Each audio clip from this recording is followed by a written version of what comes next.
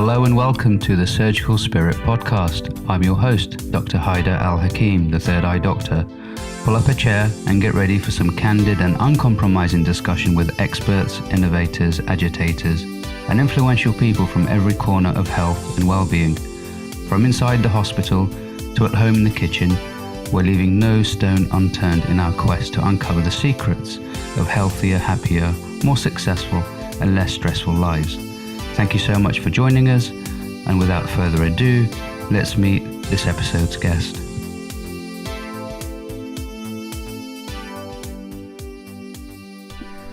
Hello Kevin, how are you?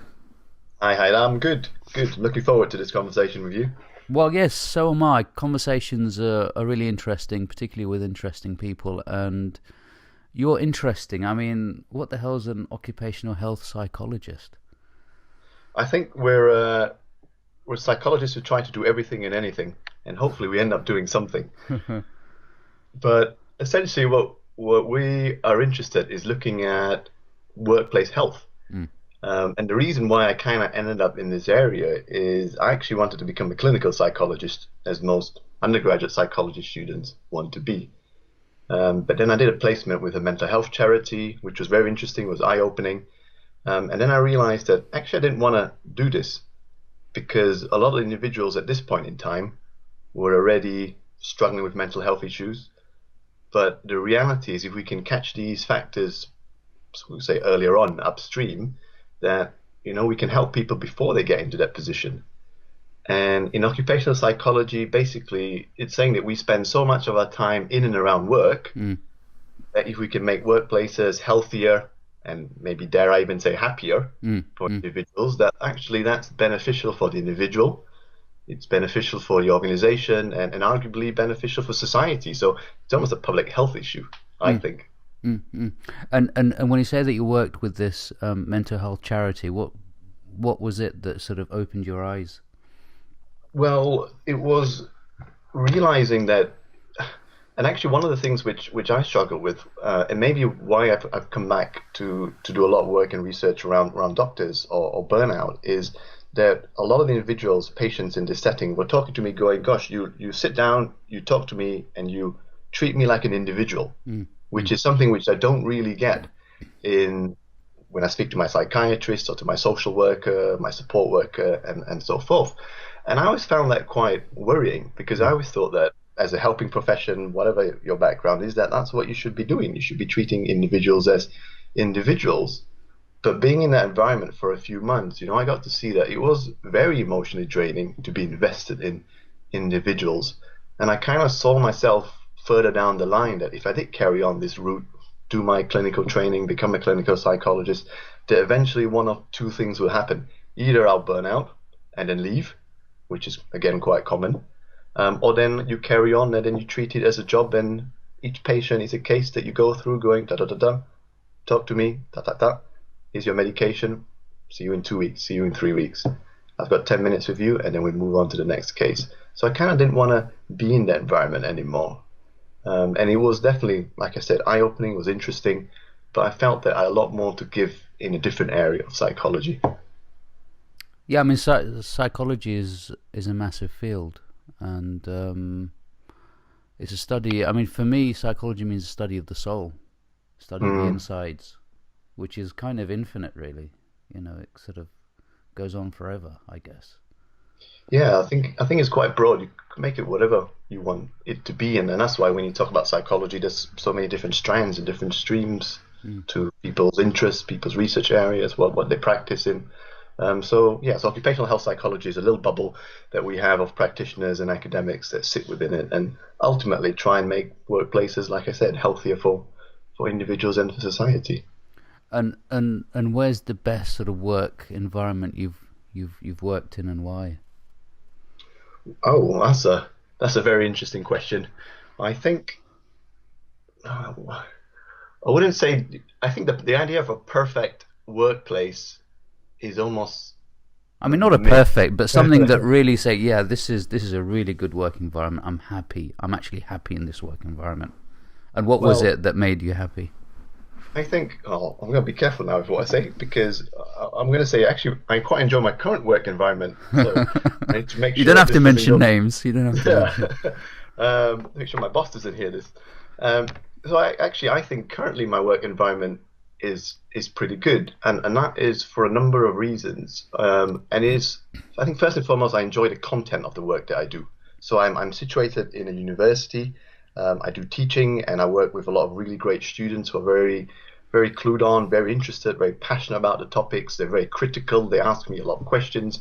They keep me on my toes, and from that point of view, um, I'm fascinated by that. It gives me a lot of freedom to explore things which I want to do. So I haven't got a sort of a fixed 9 to 5 jobs where I sit in an office all day. I mean, I'm sitting at home right now doing this podcast with you, and I've got the freedom to do that. I've got the flexibility to pursue research projects which I'm interested in, as long as they by and large fit in my job scope and areas. It allows me to meet lots of different interesting people. I, as an sort of an applied psychologist, so even though I'm based in a university, we do research, we talk about theory, but it's about translating that into practice, and trying to help organizations, even policymakers, create healthier work environments, a healthier country, ultimately as well. And all of that kind of comes into play and intersects within it. And also, I've got some really good colleagues. I've got, my manager, she's pretty good as well. So I can't really complain about much. I'm sure, well, actually, I can probably complain, and I'm not going to complain on this podcast. But what I'm trying to say is that I think the basic foundations is there. And I think it's things like meaning, it's things like purpose, it's things like having good support systems, having control, having autonomy, freedom. And these are actually things that even within the research literature, we see that we should be generally encouraging organizations to work that way, and empowering individuals to have as many of these as possible if they want it. I mean, it's quite interesting. You mention all these words: flexibility, challenge. You talked about autonomy, you talked about support system.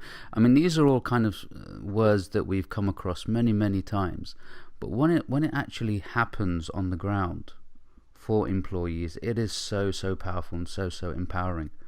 And us as leaders may take it for granted, but really these are we call them simple. I mean, they are hard to implement, but when it's there on the ground, it is very wonderful for people to go through, and for them to call it's their work rather than something else. Yeah, but I think you kind of hit the nail on the head. It's really simple, and sometimes I do feel that when I'm talking to organizations or talking to practitioners, individuals, that what I'm talking about is common sense. Yeah. It's things that we all want, and even the things that we say. What people say, what should you do? And one of the first things is you should listen to your employees, because they often have the answers that you're looking for. Yeah. And I think sometimes we over-engineer solutions. We've got a problem, and therefore we buy the most expensive consultant or solution, program, systems in place to try and fix it, when the example or when the solution is something quite straightforward. And often I think it's just a case of sitting down and listening, and I mean generally listening. As organizations, we're quite guilty of going out and having an employee staff survey, an engagement survey, or some sort of feedback forum. But if we're all, as workers, we're very clued up. We know that if this is a genuine initiative or not, am I actually going to be heard? And if people feel they're not going to be heard, then that whole process is going to backfire, because people are thinking, well, you're wasting my time. This is just for show, and then I'm not going to buy into this. Yeah, I mean, and it's so cost effective. Yeah. It's going to save hundreds and thousands or millions of pounds, and it's just so powerful. The process of listening, and just the process of listening to some other human being. There's something magical about that, greater than the written word, I think, for me anyway. Just listening to that human voice, and the people on the ground just know what's going on. You sitting in your office or in some other meeting and what have you, unless you hear it from the employee, you wouldn't believe it. Yeah, if you know what I mean. Definitely, and like you said, the whole thing of sometimes people say, oh, what do I do? Should I put this process in place? Should I fix this? And like I said, just listen. And the act of listening in itself is I would say part of therapy, that can be part of the intervention in itself. Because even if you come back and say, I've listened, I understand where you're coming from, but it's just not feasible for us to, I don't know, appoint another 3 or 4 members of staff because it's just not possible. But it's the way you say it, and if you genuinely mean it and explain the position that you're coming from, maybe it's trying to find some sort of compromise. Right, we can't appoint 3 new members of staff, but maybe there is something different that we can do. That it's changing the process or changing something else, putting something else in place that can alleviate what the underlying issue is. And you try and meet people. And if people feel that actually my manager, my leaders, they care about me, they understand me, then they are more likely to say, okay, it's not going to work in this situation, but at least I'll be listened to, and at least there's that bond. Trying to do something. Definitely, and maybe sort of with the current mental health of doctors at the moment, I don't think doctors are sort of listened to enough by their managers and their leaders, and that's probably one of the biggest causes for doctor burnout. What's your experience of that? I think, by and large, both within the research with the medical workforce and outside of medical workforce, social support in the work environment is important for mental health. For many ways, it helps us do our job. It gives us that sense of belonging, the emotional support that we need, and arguably in environments which are naturally, inherently very emotionally draining. I mean, as a medic, we talk about trauma, you talk about death, dealing with the extremes of human suffering and experience. Those are very difficult situations. So you do need that support. And I think there is a trend, and as a clinician, you would notice firsthand, and correct me if I'm wrong, that you're working a lot less in teams. You have a lot less people around you. Everything is, in a sense, target driven. It's process driven. That human element has been taken out to an extent. And what's quite ironic, and this is as an outsider looking in, and I know I always actually need to make this very clear up front. I don't work in the NHS. I'm not a medic by background. So everything I say is as an outsider looking in, is there's a lot of focus now on patient-centered care and the human experience, and I'm all for that, and that's brilliant. I think sometimes there's a danger, though, that if we're not careful, that's going to come at the expense of the well-being of the medical workforce. And it's kind of, you're saying that we're putting the person in this context, in this box, the patient, but we're forgetting about the person that is the medical workforce, whether that's a doctor, a nurse, a porter, or a receptionist. And these are things that we forget. That's powerful. That's powerful, Kevin. And you're absolutely right. The shift was towards the well-being of the doctor, and now it's shifted to the patient at the detriment of the doctor. And that's really powerful. Yeah, and the thing is, I would say it doesn't have to be both. It should be both. It doesn't have to be either or. Yes. And even if you look at sort of some of the research that we've done within the NHS, looking at what are the factors that predict good patient outcomes, what are the factors that lead to healthier a medical workforce, it's essentially good working conditions. And I think sometimes we focus too much on one or the other, and realize that when we talk about the context of the system, it's the same thing. It's about having a good, healthy working environment. And if you have that benefits the medical workforce, and that also benefits the patient as well. And it's those same things that we talked about before, understanding, communication, cooperation, flexibility, being heard, being challenged, talk about workload, intensity, that sorts of stuff.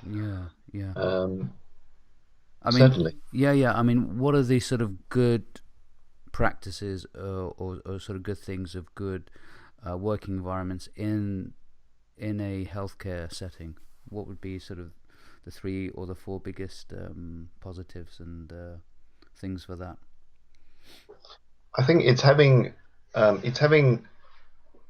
line manager or a team leader or a section leader, depending on what your work pattern is like. Someone who is definitely clued up and interested in how well the team is doing. And I don't mean performance-wise, but actually how they're doing as individuals. And it's being able to ask the right questions, recognizing when they're struggling, recognizing how to be able to get extra support, whether it's within the team or external as well, to be able to defend and protect that as well. And I think sometimes if you have a difficult work environment, but you have someone who you can trust, someone who will look out for you, that makes a very big difference. And similarly along that line is having good teams. And I think the building of good teams is very important. And I would argue, particularly somewhere in the healthcare environment, the nature of the work that's being done, having team-based working is such a crucial resource, essentially. And then the other thing, which I think is not being done very well, and is I think also difficult from an organization point of view, is managing a healthy work-life balance. And that's the difficult thing, because obviously in the healthcare setting, you can't necessarily switch off. The nature of the work that you do is... you need to go into a bigger context, don't you? So as a work colleague, you do need to open up and talk about all these other things that are affecting you outside work as well as in work. And you're talking about the physical, psychological, and spiritual aspect of that individual, which does take a lot of effort, a lot of time, and a lot of vulnerability for that person to open up and talk about these things. Definitely. Yeah, and the third thing, but these these things take a lot of time and effort and resources. Yeah, no, that and definitely the question is, do we have these resources and do we have this time? And ultimately, the answer is yes, you do. It just needs that awareness and that sort of, you've got to accept that this is what's needed for it to move forward, because otherwise people will just keep falling by the wayside and just burning out and running out of gas. And actually, I will kind of go back to the point. I will question and challenge that a little bit, saying that it's quite difficult. Yes, it's difficult, but also it can be quite simple, because if you are a colleague or if you are a manager, it is about starting simple.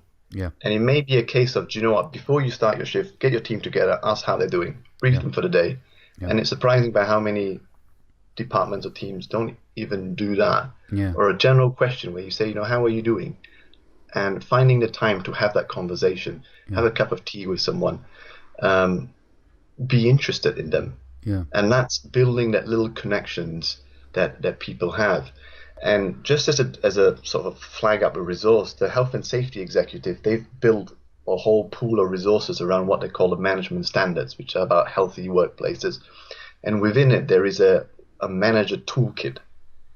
And it is a checklist. So flag it up. It's a checklist, and it's a list of behaviors which are supposed to be facilitative of a healthy work environment. So I'm not saying that you have to do all those behaviors, but if you're a manager, it's worth looking through that checklist and going, am I doing this? Am I not doing this? Why am I doing this? Could I be doing this? Will this fit in my work environment? And these are perhaps little things that you could do as a colleague or as a manager, which might help the work environment and the environment of your colleagues without necessarily investing resources. It's increasing that awareness, isn't it, as managers and leaders, that you are in this position of responsibility, and it just you owe it to your employees that you do take that extra effort, and it will pay with dividends at the end of the day. Definitely. And you are completely right in terms of awareness. Everything at this point, I think, is really about awareness, because it's surprising by how little understanding individuals in key positions often have. And even when we talk about, we know often what the problems are: high staff turnover, poor patient care, poor morale, poor well-being. But then in looking for the solutions, we find a solution and then we apply it without actually understanding what the main or underlying issue is. So we have very little, we don't understand the bigger picture.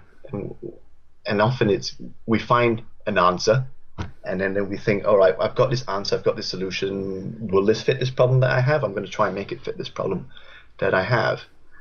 So just, if we say about workplace well-being, we talk about different types of interventions. You can focus on the individual, you can focus on rehabilitative processes, But often what we actually find is what we call primary interventions. So interventions which address the underlying issue tend to be, well, they are the more difficult ones to do, but they are the more effective ones because they address the root cause.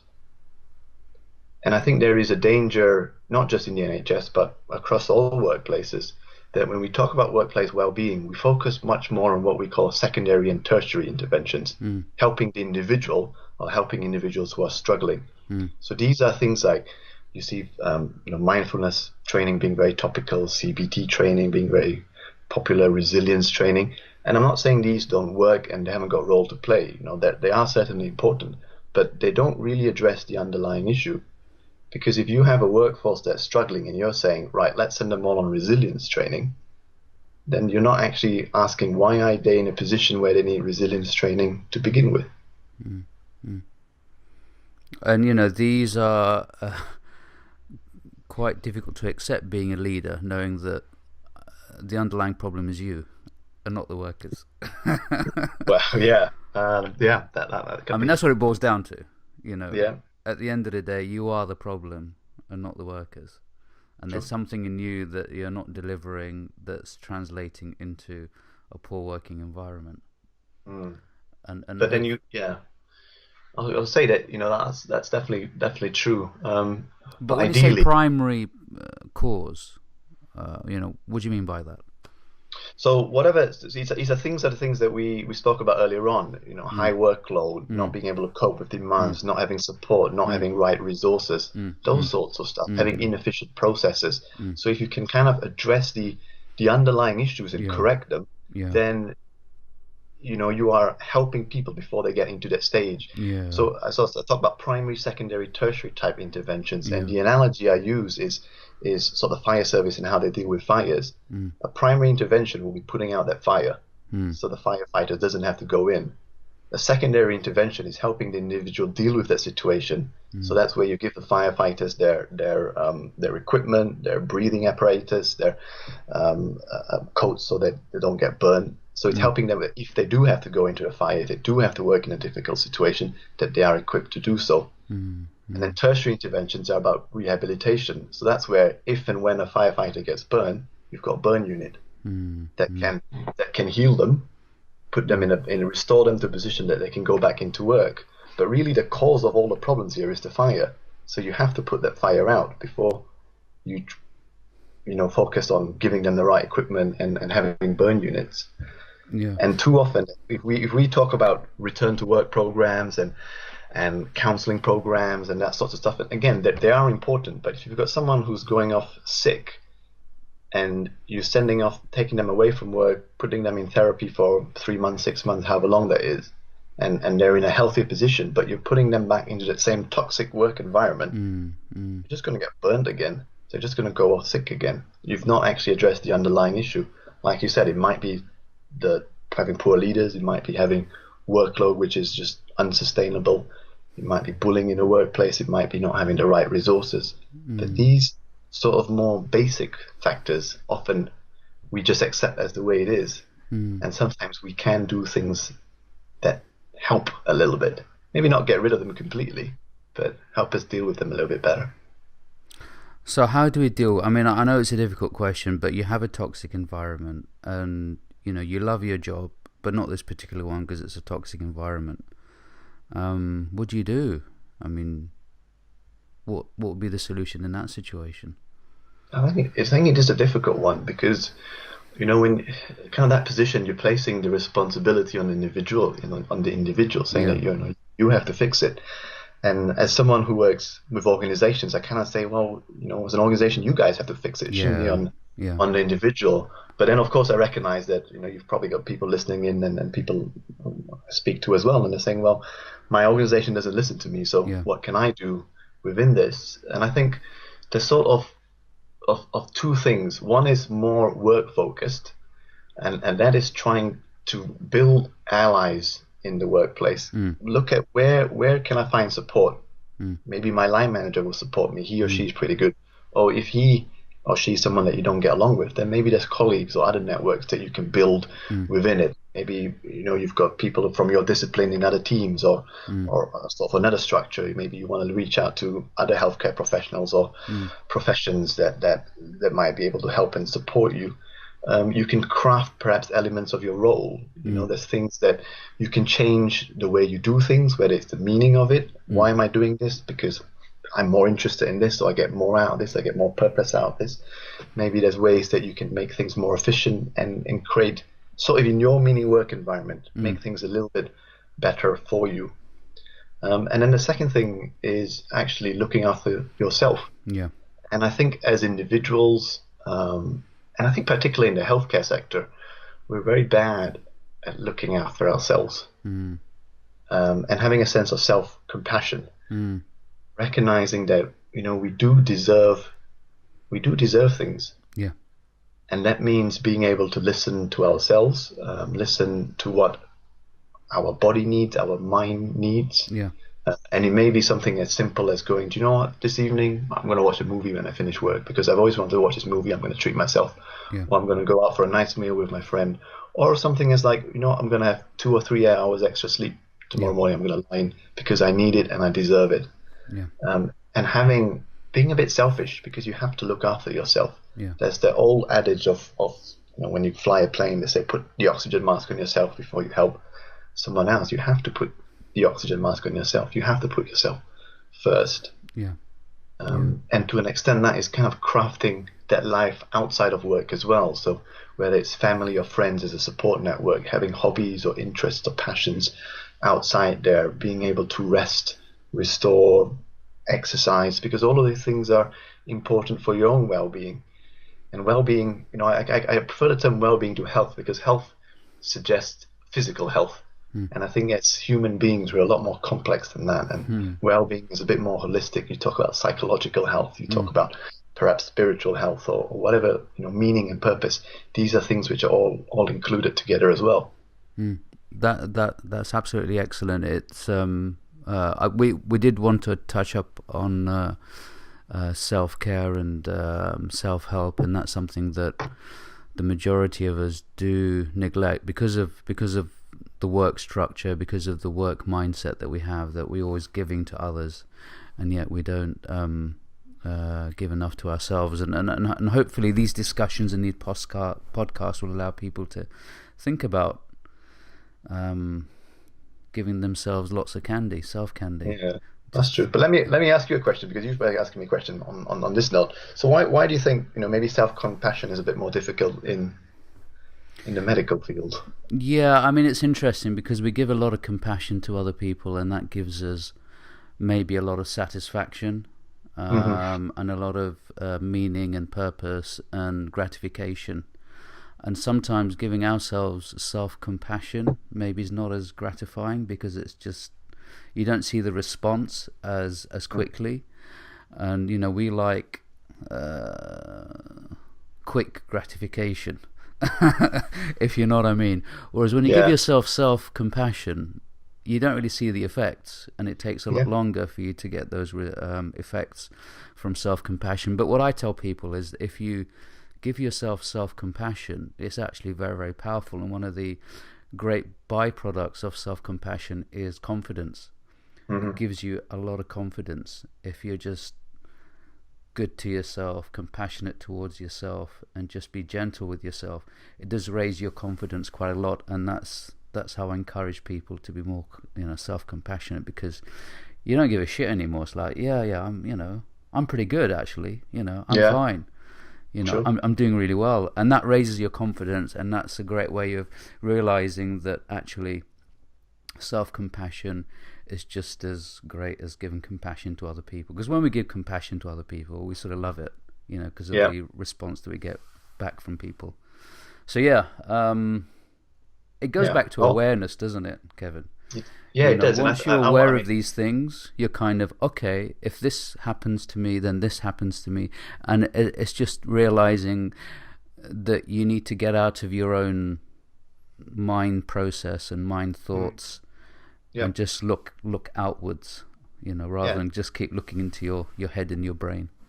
Definitely. So it's about taking a step back and I think building that awareness. And I think there is a a danger, perhaps, in society now as we move forward. We're just constantly switched in, whether that is, consuming media, social media, in terms of the work environment, work constantly being able to contact you via emails or phone calls. We never really switch off.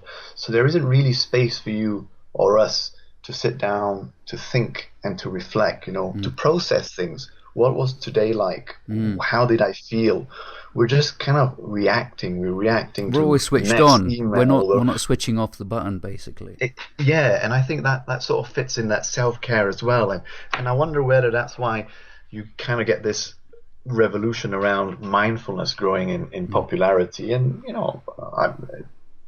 it's fine. I've got an issue with it, and I think it's beneficial for a lot of individuals because it helps people become more aware to take time off and like I said, process things, reflect on things, listen to themselves, because we don't listen to ourselves to what we need, and we can't give ourselves what we need. Again, it's one of those which things are quite simple, because really all you have to do is understand how you're feeling, listen to yourself and do that. But the difficulty is actually how do you listen to yourself? How do you know what you need? Yeah, I think it's trust. It's trusting your intuition, and because we've been trained in a certain thought process, and that's the issue, thought process, whereas intuition is that feeling and trusting that feeling and doing what that feeling says to you. So it's sort of a different way of working. And I'm hoping with these kind of initiatives and podcasts and conversations with people like yourself that people actually start listening to themselves. And after listening to these words, they do switch off and start switching off, essentially. Well, not switch off, right? Finish the podcast and then switch off. And then switch off. Well, guys, before you switch off, because we're coming towards the end of our lovely short conversation, we definitely need to do this again, Kevin. How can people get hold of you, get hold of your work, the stuff that you're doing? What's the best way? Well, I'm on Twitter, so if you want to look me up as Kevin Teoh RH, if not, Google me. You come across my work page. I'm happy to keep in contact with different individuals. Drop me an email, find out about the research that we do, and if you've got any questions, do get in touch. Great. Well, thank you so much, Kevin. It's been a great pleasure. Super. Thank you for having me on. You have a good day. Thanks, you too.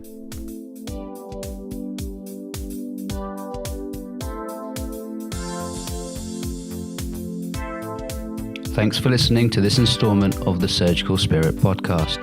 For all the latest in the world of surgical spirit, don't forget to follow on Twitter at The Third Eye Doc, and catch me on Facebook at the page The Third Eye Doctor. You can visit the website at www.thethirdeyeDoctor.co.uk for more information on the work that I do. And please send us feedback and questions and suggestions for the podcast. It's always a pleasure to hear from you. I've been Dr. Haidar Al-Hakim, and I'll see you next time.